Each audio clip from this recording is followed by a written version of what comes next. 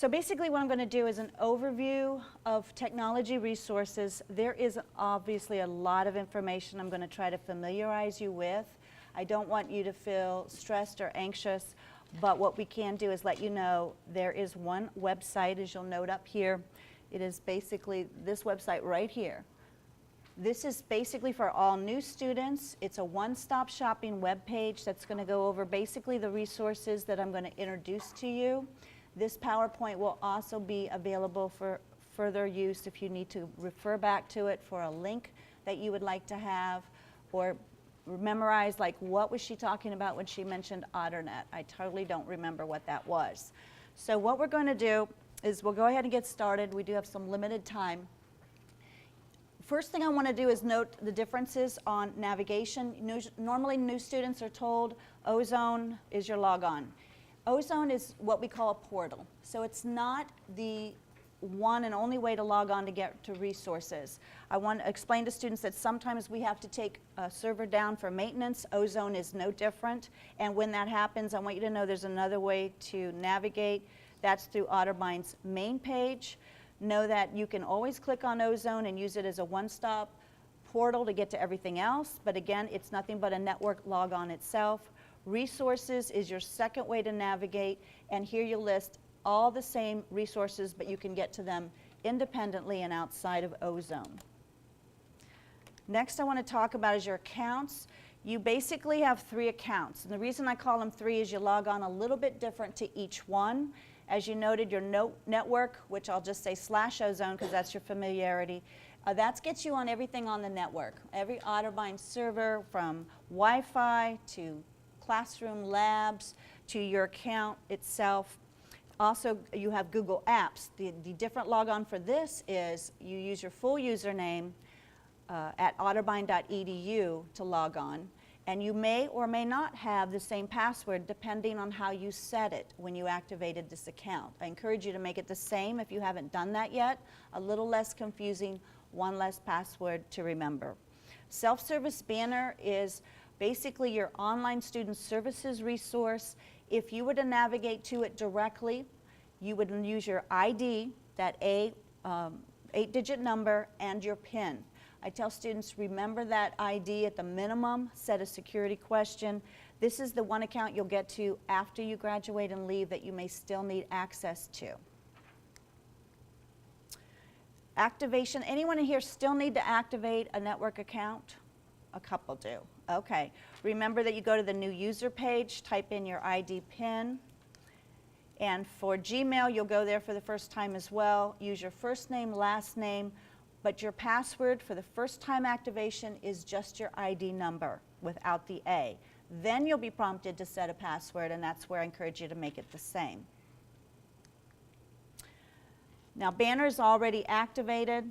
But again, if you went there directly, you would need to type in your ID and PIN. That means you're going to it not via Ozone, where it is what we call single sign-on. So if you went into Ozone, clicked on Banner, you're right in. So the difference is how you navigate. I also encourage everyone, set that security question. That's what it looks like here. Because what will happen is you'll get to a point where you'll need to pay a PIN or pay a bill rather, and it's going to ask you for that PIN. And there are times where you may forget it. And if you forgot your PIN and didn't set a security question, you got to call us. There's no way to go ahead and retrieve your PIN unless you know it first. So it's very important to set that security question. If you do forget your Gmail or network password, you have no idea what it is, you still have to call the help desk. We don't have a fully featured self-management password resets resource yet. Working on it, not live yet. So you do need to call us. Don't hesitate and wait. If you can't figure it out, we can reset it. We do have this password feature started. You can get to it, but you can't reset it if you forgot it. So this feature is not in live production yet. This one is. So you can always change your password if you know it, but you can't reset it if you forget it, okay? Same with Gmail. If you forgot it, you got to call, but if not, you'll see your username. I'm sorry, go back a couple screens. It's right there in the upper right corner of your inbox. There's a little drop-down arrow here, and that's where you can change your password.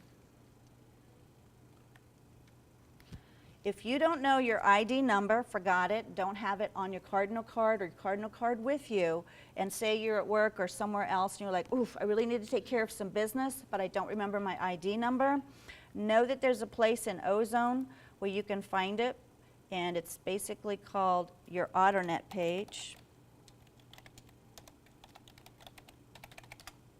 So when I'm in here, I can scroll down in this index to the AutoNet page, and when you click on that, it's listed there. I'm not going to show you right now because unfortunately it would show you my ID number and I would get in trouble. So here's what it would look like with my ID blocked out. Also know that in AutoNet, which is a great feature, you've got a list of every classes that you're currently taking. If you click on the little Pics icon at the right, you'll see a picture of everyone in your class. It's a great way to get to know your classmates by name. If you're like me, you're going to forget names, and next time you see them, hey, you, how you doing? And that doesn't always work. But maybe someone in there you know is really great at taking notes. So you might want to go, oh, I'm going to send her a quick email or him a quick email. You can email through this feature and maybe say, I'm going to miss next class. Do you mind letting me borrow your notes? So that's a great feature. What I'd like to do now is introduce you to all the technology resources, and I've divided them up by 4 categories, and we'll start with each one individually. So on network computing, know that if you need help connecting to wireless, and sometimes it's not seamless and easy. You'll bring in your tablet, you'll bring in your laptop, and what'll happen is it won't connect. So what we can do is have you come into the help desk.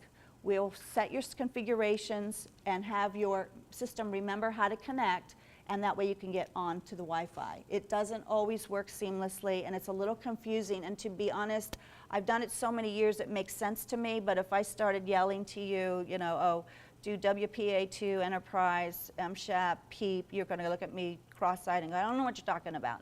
So just bring it into the help desk, and we can set up your settings and get you on. It's called Otterbein U when you're on campus.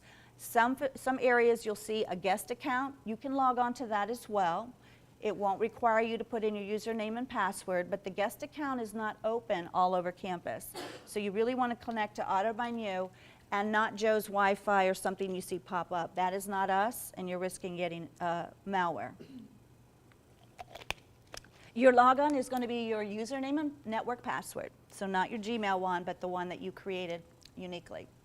I always encourage students to be careful on the network. Get your computer ready. There are pages on our website that will assist you on doing that. Basically, it's how to clean up malware, how to have Windows updates running, how to make sure you've got a malware remover and a virus protection program on there that's current and working. If you're not sure, I always encourage students, stop by the help desk. That's one of our free services. They're all free, but that's another one where you just come in. We'll make sure you have current protection. If you don't have it, we can put freebies on there. We recommend Microsoft Security Essentials and Malwarebytes if you're familiar. We also encourage you to not take risk of infection and surf safely. And also know that you signed a responsible use policy. I'm not so much worried about this group, but sometimes with freshmen, they're a little ornery.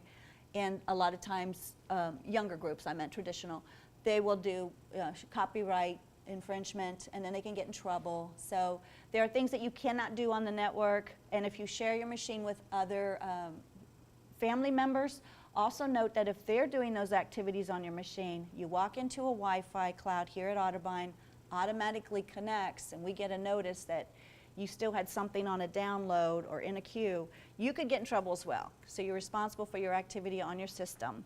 Any questions on that or how that works? That might be a little bit much, but just know that be careful what's on your computer and know that it's easy to get malware. We do have a site that talks about the downloads if you're concerned about that or have other people using your machine that may engage in that activity and what it is and how to remove it. We offer labs across campus. You might wonder, why would I need one if I already have my own personal computer? Well, the reason is we have special software on there that's just for your discipline or major, and we wouldn't expect you to go out and buy these and put them on your own machine. It's not affordable. And sometimes you just need to get away from the crazies at home and find a quiet place, so maybe you want to come to work just for a study environment. So know that those are available as well.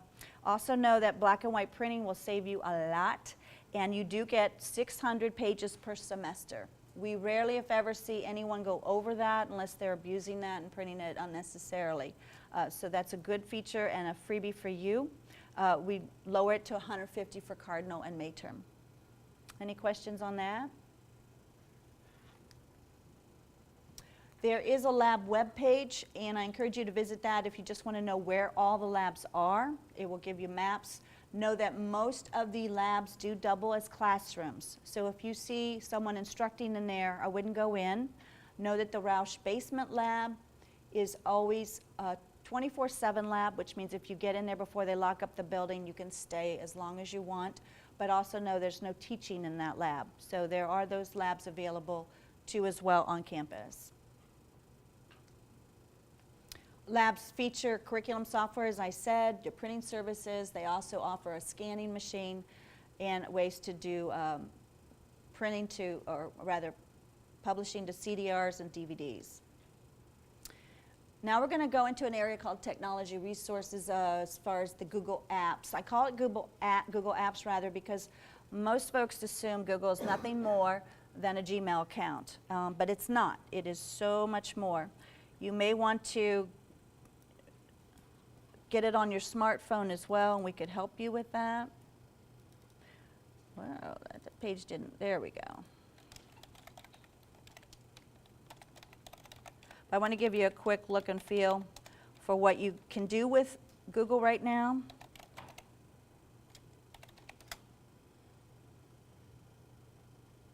If I could get it, maybe I did that wrong. My bad. There we go. Okay. So what I want to show you is right here. You can get into sites, which is web pages. You've got your mail. You've also got a calendar, which I encourage students to use from the get-go here. The reason I suggest that is you could color code each different class. You could put your personal schedule on there, your class schedule on there, and on top of that, what else was I going to say? No, I guess that was basically it. I'm thinking more about Drive now. In Drive, I would encourage you to use that as well. That is your cloud account. You can put technically a folder. Okay, that's not my bachelor's party, I promise. I'm supposed to be babysitting a grandchild tonight, and they all left me, but anyway, Grandpa's taking over till I get home. So anyway, you could put every single class by individual folder in here. And when you do that, you could put everything in there that you need. It's in one place. You're not going to forget, was it on my tablet? Was it on my computer? Did I leave it on a jump drive? This way, you'll have one place to go. And if you ever need to go back, and maybe you've downloaded stuff from Blackboard that you needed to look at later for reference, this would be an excellent place to stay organized from the get-go. And then later, you always have it available. I think one of the other features you could see, you've got all your docs here too. You've got storage. This is a great place to collaborate as well. Google itself features collaboration tools, so you could actually open up a conversation with somebody in chat, and you could go ahead and work on a document in real time together, and that is a great feature. So I wanted you to be aware of that. And again, lots of storage. If you use Google Docs, they don't take any space away, but you can store up to 30 gigabytes and even add more. So any questions on Gmail or Google Apps? Yes? So do I have to create another Gmail account if I already have my own personal one, not through Otterbein? Yes, that was a great question. I have a lot of students that do call and are confused and say, I have my own Gmail account, and they don't realize that they need to open and use their Otterbein one. First, they're missing things, and I'm like, no one's going to mail to your personal email account. By default, the campus will only email important information from your instructors, business office, whatever, to your Otterbein Gmail. So it's very important that you activate and check that account on a regular basis. Good question. All right. Now, technology resources. There's actually some free online training that all students are welcome to. But it's Office's website itself from Microsoft. And you'll see that you may want to get proficient on 365 if you're into the latest and greatest. If not, you've got training for your previous versions, Office 2007 and 2010. We offer 2013 on these systems. So you want to be just familiar with your programs so you're not struggling with the program as well as trying to do your homework. So maybe you need to brush up on a PowerPoint or whatever. Visit this site. Again, it's free. It even offers some tablet training to use the same things. So I always encourage students, if you've got time before you start, go ahead and get familiar with your software that you're going to be using. Also know it has a great bibliography feature, which every instructor seems to want to have. So you can do APA or MLA format, and it will actually put it in the right format for you. It makes it a lot easier when you're trying to do all your references. I also encourage students, if you do have an Office version older than 2007 on a Windows machine or 11, you need to update. They are no longer supporting 2003, so you want to make sure you have a more current version. Now we're going to talk about Blackboard. Blackboard is your online learning management system. It is used in coordination with your classroom instruction. It also is, was previously alluded to, you're going to use it at times when you may not need to come to class. You'll do some of the work at home through Blackboard. It's called hybrid, or I think that's what they call it. So you know that you want to be comfortable using that. I think this program in particular uses it more heavy than anyone else on campus. You want to use the right browser, which is Firefox. You don't want to use IE and never Safari. The reason is all the features won't work. This is the only one that's certified to be fully functional with Blackboard, and if you're not using the right browser and you call us, it's the first thing I'm going to ask, because that's probably why you're having an issue. So Firefox? Firefox, correct. And that's just a free download by Google search. Free Firefox, and you can download it. Now I have a training video. It's a little aged only because we had just turned over to this new version, but other than that, everything else is the same. So I'm going to have you listen to this for a moment. This is a tutorial on how to use the new features of Blackboard and some general tips and navigation. Logging on to Blackboard in the new updated version uses the same login username and password as the old version.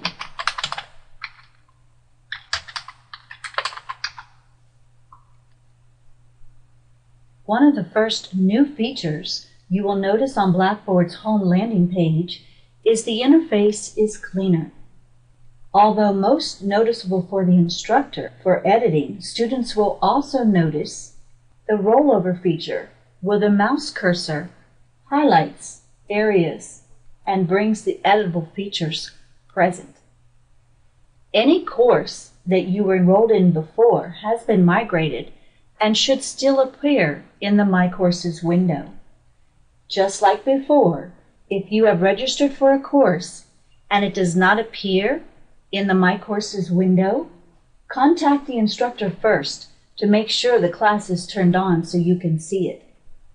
Also know that if you see a class that you have dropped or took in a prior semester and want to clean up this window, click on the sprocket in the upper right corner. This is a view feature, and you can click on or off any course that you would like to see or not see anytime. It is not permanent, so you can bring it back if you change your mind later. Remember, Banner is the only place for your official record of classes that you are registered for.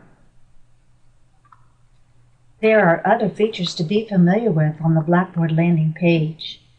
You have a choice to use a global tool such as Calendar for your entire Blackboard account. This is different than an individual calendar within a particular class. You should also check your institutional announcements just to be aware of maintenance and possible service interruption times. Finally, additional training and tutorials are available through Blackboard Learn at the On-Demand Learning Center. On the On-Demand Learning Center site, select the For Students icon in the upper right corner to see a wealth of short training videos. Now we will learn navigation within a particular course. Select a course. A nice new feature is course-to-course navigation. You no longer have to go to Blackboard's main landing page to navigate to another course. Additionally, you have place-to-place navigation.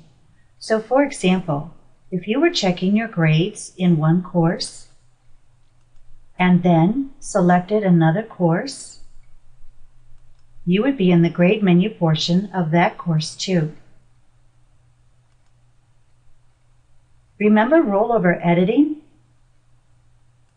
I accidentally closed my course menu. So here's a tip and a gotcha.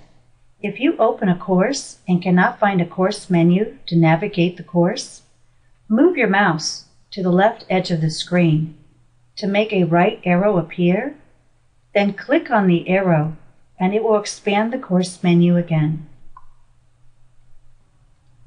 Let's learn how to reply and post on discussion board. Select discussion board either from within your Tools menu or from the Course menu. Then select the assigned forum. On the forum, you have the option to create your own thread or reply to another author. Here's a tip. If you are taking an online test or posting on discussion board, you are working on the server via internet connection. So you want to log on to Blackboard directly and not via Ozone, or you risk Ozone timing out in the background and getting kicked out of Blackboard in the foreground, which means you could be locked out of your test or lose content that you've already typed into your discussion board post. Choices then for creating a thread are: you can go ahead and type in your response right on the server, or open a word editor and type your content there, and when done, select it, copy it, Control-C, and paste it, Control-V, right into the body of the message. You may also choose to select the Browse My Computer button and then select a file to attach and submit. If your assignment is to reply to another author, here's a tip. Checkmark the potential authors you may want to reply to and then collect them. That way, all of the threads are viewable on one page, instead of on the former view where you had to click on each thread individually. That way you can quickly reply to the thread you would like to. Our last lesson in using Blackboard features is how to open or download documents. First thing to note is that course content is generally available during the semester it is offered. Although some instructors may leave a course turned on longer, you should download any course content that you wish to save before the class ends. Here is a tip.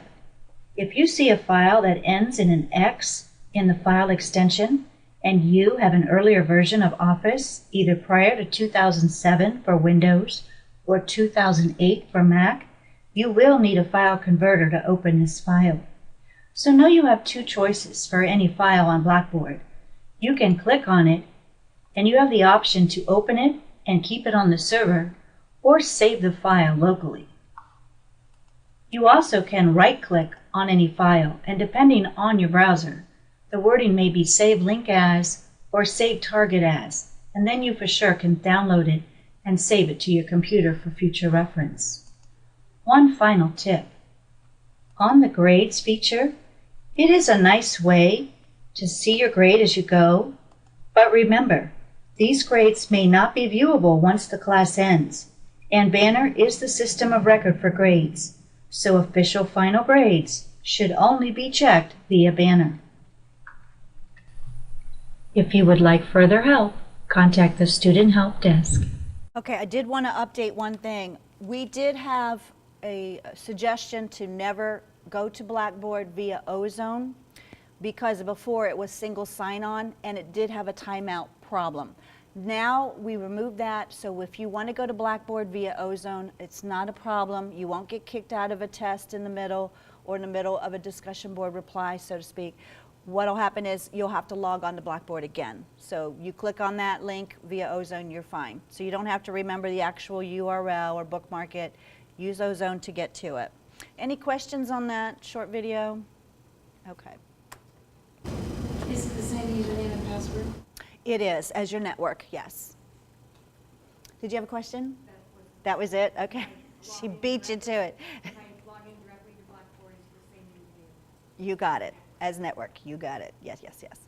Okay, next we'll talk about Banner. Again, Banner is your student services account. You can do a lot of things in there. This is what it looks like. You see all kinds of links. Just know that you can do everything online. So you don't have to come in person. You can register for your classes, print out your schedule, view your grades. If you can't register for a class, maybe you have a hold, you might want to check that. You can accept awards, make payments. Everything can be done online. Then in Ozone, know that you also have more features. We went in there already and I showed you what AutoNet was, but know that Ozone is a nice place to go because you do get campus announcements, you know what's going on.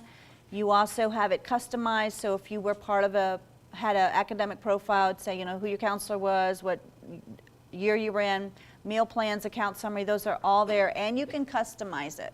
So that's a nice feature. This is something coming soon. We're going to actually have an Otterbein mobile app. We're still working on adding more content, but right now you'll see we've already got a lot of these things. So this will be available at your app store. We already have it on Windows. I think we put in for it to be on iPhone. So basically know that this would be a nice thing to download. News is going to give you campus news. This is going to be your, what was this one, academic. Okay, so this is an academic calendar of when we have breaks, no classes. There's the same thing with the event calendar, what's going on campus. This is our big campaign. You might have seen the big sign out there where we're going to raise money and put it back for students. This is a campus map.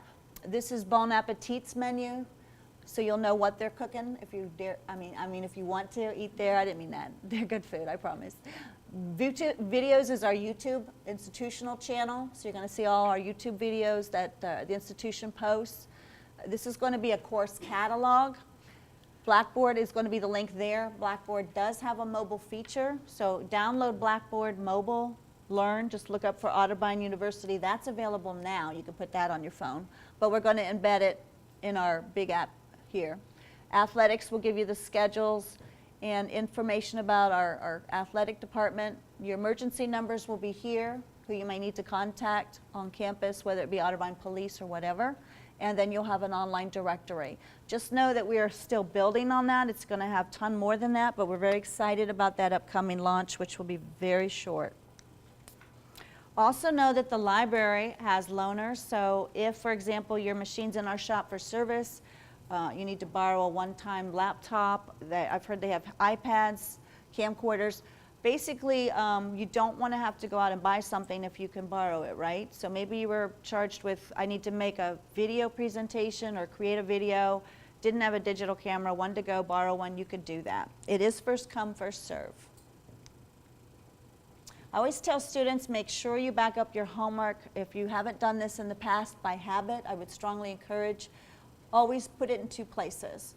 Because computers do break. I've seen it happen a million times. Hard drives die. They think the machine's fine. They bring it in. Content's gone. We can only do so many miracles a day, and then that's all we're allowed. So if that happens, we don't want to be the one to have to tell you, I'm sorry, there's nothing more we can do. The content is lost. So I always encourage you, not so much the jump drives or whatever, but also think about cloud computing. You do have your Google Drive. It's just as easy to save it to your local computer and shoot it up to your drive as well. Then you could be on any device in the world with an internet connection, and you've got connection to your homework, your paper, whatever you did. A lot of folks I know get in that habit of emailing it back, to themselves. I know I used to do that when I wasn't using the cloud, and it gets a little painful and hard to find things. So I would just encourage save it in 2 places. If you do use jump drives, though, we have found them in labs. Just create an ID, text document or Word document. If it says this and we're trying to return it to you, we will go ahead and look up that ID document and go, okay, I know this belongs to Joe's student. I'm going to find him and give him a phone call or send him an email. There's several ways to get help from us. We have moved, actually. We used to be in the campus center, but now we're in the basement of Roush Hall.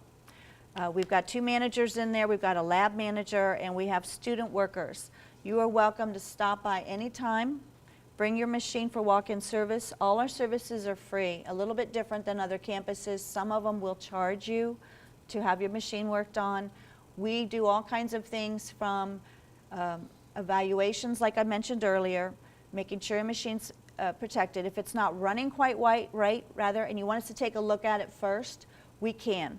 We have to limit it at some major hardware repair. So we can replace a hard drive if it's out of warranty, back up your files, put them back on.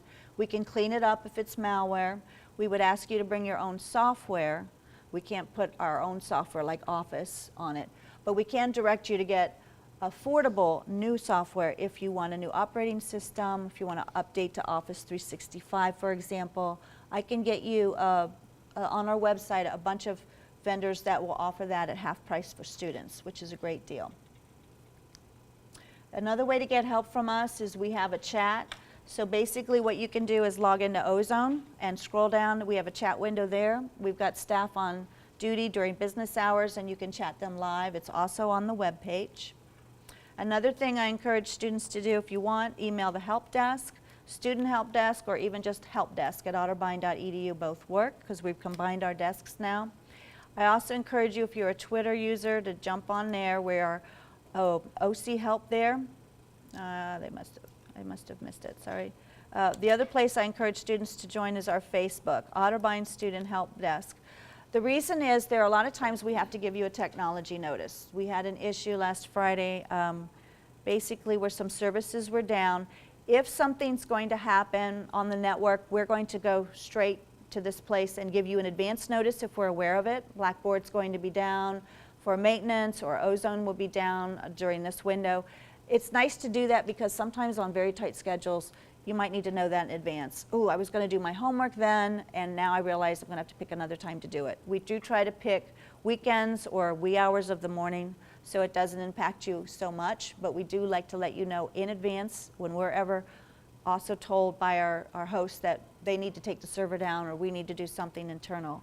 The other thing nice about the Facebook page, I will put all kinds of tips and tricks out here that you may not even think about, like how to download apps safely.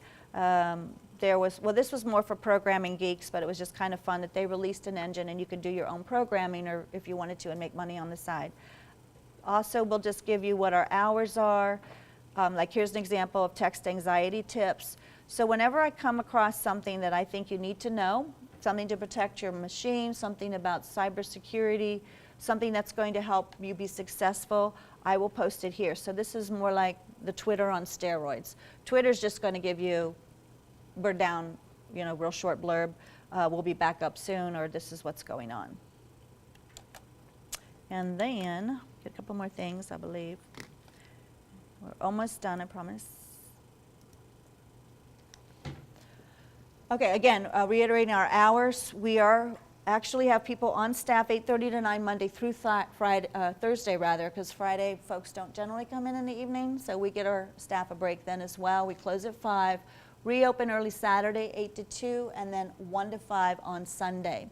This is our new central number, so you can call that. It's going to be posted on our website as well, and I'll share that with you in just a second. But just know you can always come in for walk-in service. There are no charges. No question is ever too big or too small. We get them all. And if no one is physically there, you can always call that number and leave a message, and we will call you back as soon as we open next day. Same with email. So whatever your preference is, we just found in order to reach everybody and make it most convenient, we needed to have several different methods for you to get a hold of us. Now, I want to briefly show you the new students webpage, and then we'll wrap up here because we're almost done. and then we'll open the floor for any questions. But basically, I want to introduce you to our website and why you might want to visit it. So again, you might want to go to resources, navigate to our site, information and technology services. Always on this right rail, you're going to see how to get a hold of us, where we're located. If you want a service ticket, maybe you can't log on to something, you're having a problem, but you don't have time to stop in, you can actually log into our web help desk portal and enter a ticket right to us. It is integrated with your mail, so I can actually respond to you if I can say, hey, here's an FAQ that you can fix on your own, or here's how we think would be the best way to fix this, or we fixed your account, you can now log back on, reset your password. So that's a nice feature that you can actually submit your own ticket for service. Is anyone familiar with School Dude as well? That's the service department's, and which we're going to throw on our mobile app, but that's the service department's mobile app. Or not mobile, but I think it will be. But there's their site. So we have ones very similar.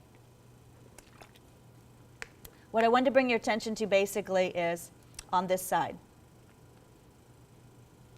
Right, it's going to be intuitively navigatable, but know that I'm going to update this. I always do this every summer before the big onslaught, right at the end of the last semester for the year. So it's going to be a combined site, but you're still going to see ITS new students is still going to be a good link, and you might just see new to Otterbein, so I'm going to basically combine them. But new students is what I'm referencing, and the one-stop shop.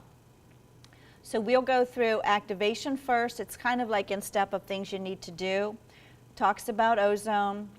Here's a link that will actually show you, if you're comfortable, how to put your mail on your smartphone. If that's a challenge, come to our help desk again. We get all different types of phones. We can help you, and you will be able to pop your mail on your phone. This is where this orientation or one similar will be posted, so if you want to go back and reference it, it's right going to be here. I talk about your computers on campus. This is how you get connected, how you print from your personal computer. We found a lot of students would bring their own computer, and they wanted to print from it. But we take a count. Remember, we want to know that you've printed 600 copies. So what happens is we want you to use these directions, and it'll show you how to print from your own personal computer, so you don't have to do the, send myself an email, log on a lab machine, or put it on a jump drive, and then plug it in and print from there. So we've made that very convenient for those who want to be mobile on their own.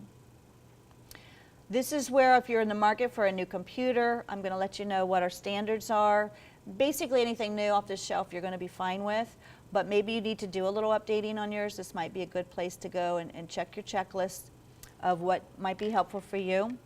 When I referenced software earlier, this is what I was talking about. This is sites that are going to give you freebies. So these first 3 sites are for Windows machines, and then you've got the Apple. What you'll find is if you're in the market for new software, you need a new operating system, or maybe you want a new Office program, this is where you can go and get it, which I think they're about $80, $90 now versus twice as much at the retail stores. Yeah, there you go. You can see. But you'll use your Otterbein email as to prove that you're a student, and that's how you get the discount. And then if we go back, hello. I think my zoom's too high as well. Let me go back to regular. There we go. Okay. Really? Computers hate me. Well, we'll do it this way. Okay, so we're back on the new students page. Here's where I mentioned if you want to keep your computer healthy, so you can do this on your own as well. It just gives you some tips and tricks on what we expect on the network and how to keep your machine up and performing. It's no different than a car. You've got to do some maintenance on it because you rely on it. And I promise you, no matter what you do, sometimes viruses and malware happens. If it's bigger than you can fix on your own, bring it in. This goes over all the services and technology features we just talked about, AutoNet, how to get to the training site, ePortfolio. So basically you've got all the resources here so they make sense. And again, the social media I talked about, and again, here's our live chat. So again, that's your new students webpage and how to use it. And we are ready to wrap up, but I would like to open the floor for any questions, any problems you might have. No, yay. I did try to get on open up a Gmail account from here, and it wouldn't do it. I know you're supposed to take that A off of your PIN. I needed the whole username. Yeah.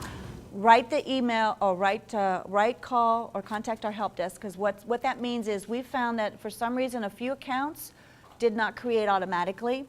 And so what I do is send it off to the programmer, and this student, her account's not there. And what he does is gets it in the next import, and you'll get it usually within a few hours. He is that good about it. I can just email. Yes. Yeah. Just let him know. Hi. Any more questions? Yes. I'm just wondering, I was a traditional student as well, and it connected my Otterbein and Gmail account together. Oh, it They're did. the same. Will that continue to connect now that I'm a graduate student? Do you know? We probably need to check that. If you see that, we probably want to separate them because they're not supposed to be. That's not a, yeah, we wouldn't want that. I keep getting Otterbein again on my Gmail. Yeah, I know that there was a Google glitch at one point, and that was happening to a few students that had Gmail, and they got combined, and then we had to work to separate them. And if you want to do that, that is a help desk reason too, but we can do that, and I am familiar. Any other questions? All right, sorry for boring you, but thank you so much.